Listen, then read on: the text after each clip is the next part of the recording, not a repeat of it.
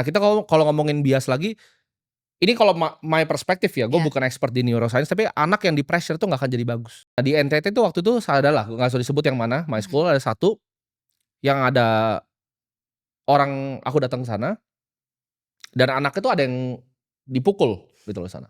Learning by pressure kayak gitu kan bukan sesuatu yang zaman sekarang sih Iya, harusnya ya. iya. Nggak dilakukan di zaman sekarang. Itu gimana? How do we fix this gitu? Kita balik lagi bahas soal yang mukul dan juga itu semua ya. Ya.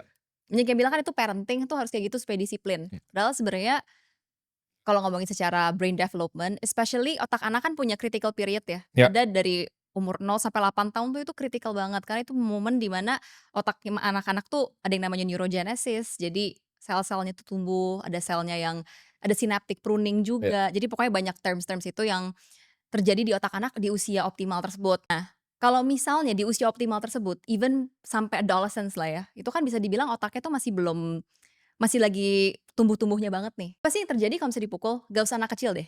Orang dewasa kalau dipukul, pasti kita kan ngaktifin fight or flight kita ya. Untuk kita pasti tadi yang dibahas, our basic needs, one of our basic needs itu safety.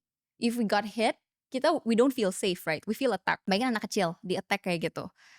Yang pertama secara neuroscience dirilis itu stress hormone, yaitu kortisol. Nah, kortisol ini kalau dirilis, karena kan basic-nya stres nih, terus udah kayak gitu ngerasa berusaha untuk nggak ngerasa safe anaknya. Kalau kortisol dirilis, otomatis pertumbuhan otak di daerah-daerah penting tuh lebih apa ya, lebih lambat lah, kayak tertahan gitu. Di mana aja sih yang bagian otak yang kena gitu? Satu, obviously prefrontal cortex.